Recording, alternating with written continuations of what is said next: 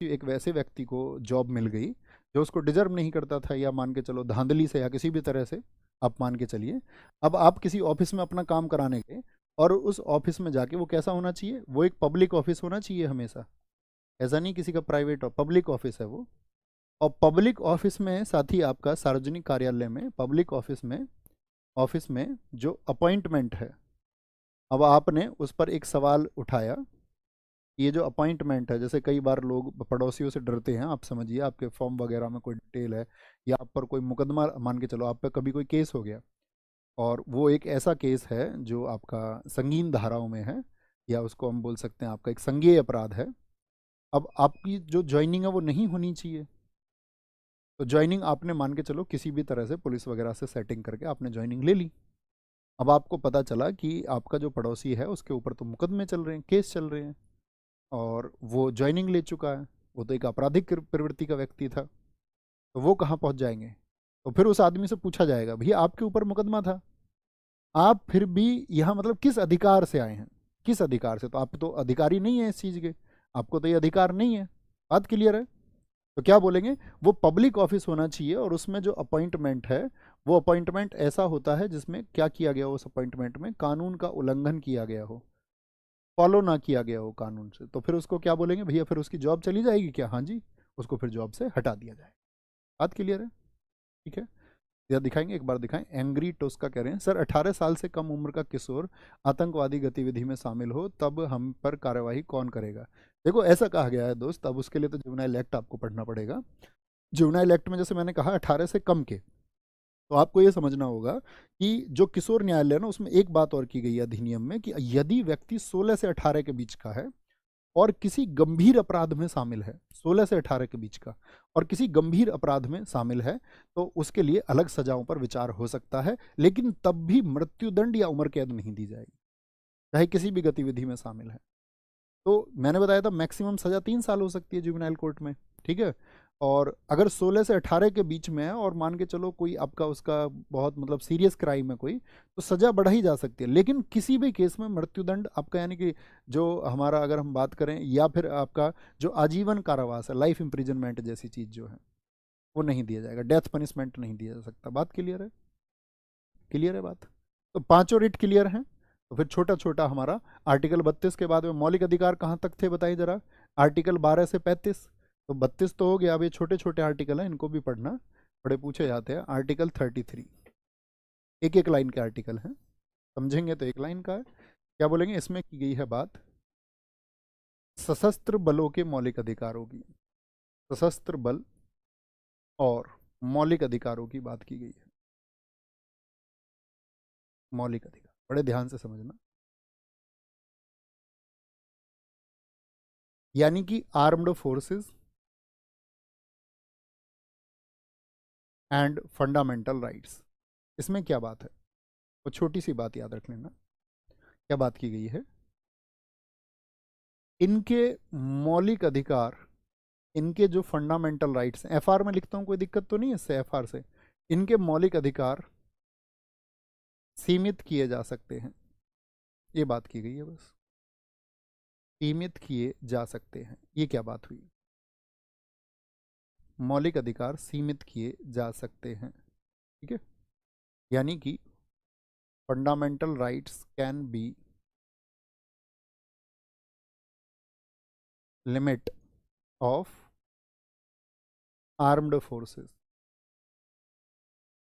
Armed forces, सशस्त्र बल। देखो पहले तो ये बात समझो सशस्त्र बल क्या होता है। आर्म्ड फोर्सेस से यहाँ किसका मतलब है, तो आर्म्ड फोर्सेस में याद रख लेना, आर्म्ड फोर्सेस में यहाँ पर सभी सेना, जैसे लिखें किस सेना का नाम आप जानते हैं, आप कहेंगे आर्मी, एयरफोर्स, नेवी, सभी सेना, जितने भी पैरामिलिट्री फोर्सेस हैं, जितने भी अर्धसैनिक बल हैं, अर्धसैनिक बल आपका सीआईएसएफ, अर्धसैनिक बल, सेना तो समझ गए ना, ये तो सब जो लोग जानते हैं कि ये आपका आर्मी होगा, आर्मी होगा, एयरफोर्स होगी आपका, एयरफोर्स होगी, और आपका नेवी होगी। ठीक है, नेवी। अर्धसैनिक बलों में जैसे क्या बोलेंगे, इंडस्ट्रियल सिक्योरिटी फोर्सेस हैं सेंट्रल की, सीआरपीएफ हो गया आपका, सीआरपीएफ हो गया, एसएसबी हो गया, और भी अन्य, आईटीबीपी हो गया आपका, आईटीबीपी हो गया, एसएसएफ हो गया आपका, ठीक है, अन्य, ईटीसी, अन्य भी जितने भी आपका पुलिस हैं, राज्यों की पुलिस हैं, जितनी भी पुलिस हैं, ठीक है, जितनी भी हमारे देश के साथी, अगर मैं बात करूं इंटेलिजेंस की जितनी भी संस्थाएं हैं, खुफिया संस्थाएं, इंटेलिजेंस की जितनी भी साथी हमारी संस्थाएं हैं, खुफिया संस्थाएं हम कह सकते हैं, जैसे कि आपका RNAW हो गया आपका, ठीक है, इंटेलिजेंस ब्यूरो हो गया, CBI वगैरह जो कुछ भी है हमारा, पुलिस में आपका मान के चलो यूपी पुलिस है, MP पुलिस है, ठीक है, ETC, अन्य राज्यों की पुलिस भी।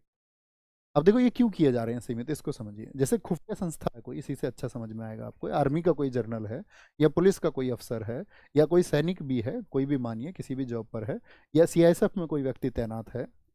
अब उसको भी हमारे यहाँ आर्टिकल 19(1) में क्या स्वतंत्रता दी गई है, 1A में, तो आप कहेंगे वाक एवं अभिव्यक्ति की स्वतंत्रता, freedom of speech and expression. अब इस आदमी को क्या ऑपरेशंस पता है भारत सरकार के या नहीं पता है, आप कहेंगे हाँ, ये कल तो गृह मंत्री के साथ बैठ के आए थे, उन्होंने बताया था इस तरह से हम पाकिस्तान पर एक कार्रवाई करेंगे। अब ये एक प्रेस बुला ले और ये बता दे जी हमारा देश के होम मिनिस्टर साहब ऐसा ऐसा कह रहे थे।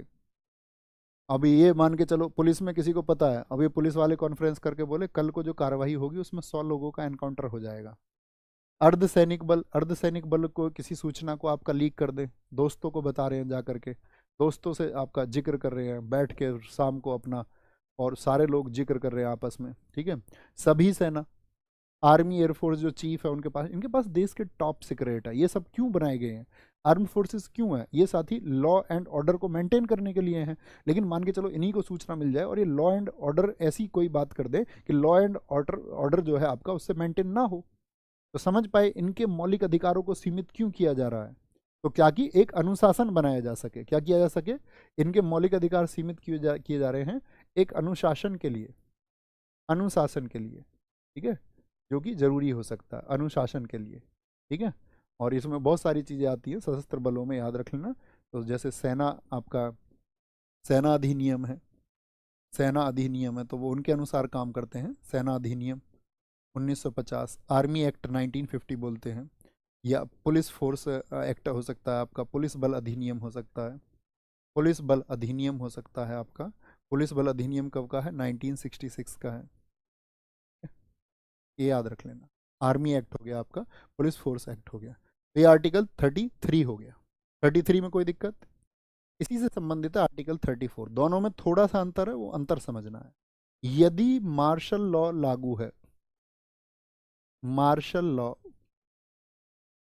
बताओ मार्शल लॉ की जो हमने अवधारणा वो किस देश से ली है। यदि मार्शल लॉ लागू है तो फंडामेंटल राइट सीमित किए जा सकते हैं, यानी कि उन पर लिमिट्स लगाई जा सकती हैं, सीमित किए जा सकते हैं, सीमित किए जा सकते हैं, ठीक है। मार्शल लॉ से क्या मतलब होता है, अब यही क्वेश्चन आया होगा दिमाग में। तो मार्शल लॉ से मतलब होता है आर्मी का शासन। हमारे संविधान में इसको कहीं भी साथी आपका, पहली बात तो इसकी व्याख्या नहीं की गई है, ये इसका लगभग अर्थ है किसका, मार्शल लॉ का।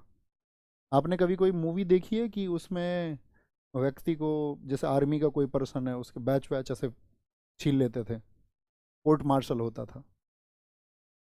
तो वो कोर्ट मार्शल जो होता है वो सेना न्यायालय का जो अधिनियम है, सेना न्यायालय अधिनियम मतलब कि आपका जो हमारा आर्मी एक्ट 1950 का, उसके अनुसार वो होता है। देखा है नहीं कि भाई उस व्यक्ति ने अनुशासन को फॉलो नहीं किया, उसने जो सूचनाएं थी वो आपका लीक कर दी, या जो अनुशासन है, जो डिसिप्लिन है, उसने उसको मेंटेन नहीं किया। अब क्या उस कोर्ट मार्शल जब होता है तो उसको क्या आपका हमारे देश का कोर्ट उसमें भाग ले सकता है, आप कहेंगे नहीं। मार्शल लॉ की कार्यवाही में जो सेना की कार्यवाही हो रही है उसमें फिर कोर्ट जो है उस पर क्या बोलेंगे, क्वेश्चन मार्क नहीं कर सकता है उसको। तो यदि मार्शल लॉ लागू है यानी कि सैन्य शासन लागू हो गया, और सैन्य शासन किन स्थितियों में लागू होता है, तो आप कहेंगे कोई सिविल वॉर की कंडीशन हो गई, देश में कोई गृह युद्ध छिड़ गया, गृह युद्ध छिड़ गया आपका, या कोई कानून व्यवस्था बिगड़ जाए, on deterioration of law and order, कानून व्यवस्था खराब हो जाए, कानून व्यवस्था के खराब होने पर, ठीक है, लिख लेना इसको, कानून व्यवस्था के खराब होने पर, on deterioration of law and order, और साथ में कोई क्या हो गया, सिविल वॉर हो गया, गृह युद्ध हो गया। तो इन स्थितियों में क्या होगा कि भाई मान के चलो हम कोई, आप अपनी जगह का नाम लिखिए, आप जिस जगह से हैं, तो ऐसा हो सकता है ना, मान के चलो आप एमपी के निवासी हैं और एमपी में आपका इंदौर में क्या हो गया, आपका मार्शल लॉ लागू हो गया, या यूपी के लखनऊ में लागू हो गया, या राजस्थान के जयपुर में लागू हो गया मार्शल लॉ, तो किसी एक जगह पर। तो यहाँ पर आपका मान के चलो स्थिति ऐसी थी कि यहाँ पर हिंसा हो रही थी, तो आर्मी को उतार दिया गया, सैन्य शासन उसी को हम कहते हैं, मार्शल लॉ लागू हो गया। तो जब मार्शल लॉ यहाँ पर लगेगा तो जो अधिकार हैं वो किसके आपका सीमित किए जाएंगे। अब इस बात से अंतर समझें कि यहाँ पर भी मौलिक अधिकार सीमित किए जा रहे थे और यहाँ पर भी सशस्त्र बल, यहाँ पर जो सशस्त्र बलों में लोग कार्यरत हैं उनके मौलिक अधिकार सीमित किए जा रहे हैं, लेकिन यहाँ पर जो मौलिक अधिकार सीमित किए जा रहे हैं वो पब्लिक के किए जा रहे हैं, किसके, जनता के। इनके मौलिक अधिकार तो सीमित हैं 33 से, लेकिन जो जनता इस क्षेत्र में, इस एरिया में आपका मार्शल लॉ लगा, इस एरिया में, तो यहाँ व्यक्तियों के जो मौलिक अधिकार हैं उनको साथ ही क्या सस्पेंड किया जा सकता है, बिल्कुल किया जा सकता है, किया जा सकता है, हाँ या ना। जैसे कई साथियों ने लिखा यूपी आगरा, बहुत बढ़िया, बहुत शानदार दोस्त, आगरा का पेठा खाओगे। बात क्लियर है, कोई दिक्कत तो नहीं, यहाँ पर ऑफिशियल्स के, यहाँ पर पब्लिक के। ओके, ये हमने बातें बताई आपको मार्शल लॉ की, सेना न्यायालय। तो क्या भैया, ये तो हम पढ़ते हैं आपका, अभी आपने थोड़ी देर पहले हमको बताया था आर्टिकल 352 में भी तो आपका नेशनल इमरजेंसी लगती है, तब भी तो मौलिक अधिकार छीन लिए जाते हैं। तो क्या ये आर्टिकल 352 है मार्शल लॉ? आप कहेंगे नहीं, आर्टिकल 32 आपको पता होना चाहिए, वो क्या होता है, वो देश स्तर पर होता है, पूरे राष्ट्र के स्तर पर होता है। और मार्शल लॉ क्या है, किसी स्पेसिफिक, किसी एरिया में लग सकता है, ठीक है, किसी स्पेशल, क्या बोले, किसी स्पेसिफिक एरिया में वो लग सकता है। अंतिम आर्टिकल पढ़ेंगे फंडामेंटल राइट का, आर्टिकल 35। आर्टिकल 35 अनुच्छेद 35।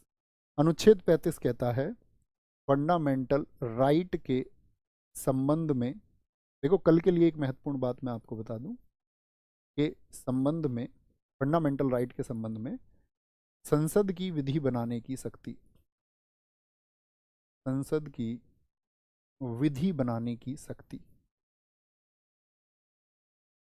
ये कहा गया है कि फंडामेंटल राइट से संबंधित जो भी विधि बनाई जाएंगी वो किसके द्वारा, संसद के द्वारा। तो मुझे बताओ, क्या लेजिस्लेचर बना सकता है, कि राज्य का जो विधानमंडल है उसको अधिकार है? याद रख लेना हमेशा, विधानमंडल को ये अधिकार नहीं है, ये किसको अधिकार है, ये संसद को अधिकार है। किसको अधिकार है, ये संसद को अधिकार है। इसके संबंध में, फंडामेंटल राइट के संबंध में, पार्लियामेंट हैव द, तो लिख लेना, तो विशेष अधिकार हैं, parliament has the exclusive rights, exclusive rights, इसके बारे में, फंडामेंटल राइट के संबंध में, ठीक है। पावर एक्सक्लूसिव, या राइट्स की जगह हम लिखें एक्सक्लूसिव पावर तो ज़्यादा ठीक रहेगा, exclusive powers to make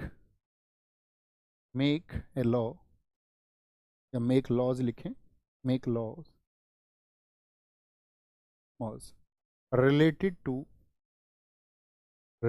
to fundamental rights, ठीक है। अब ये विशेष अधिकार किन किन अनुच्छेदों में स्पेशली संसद को दिए गए हैं?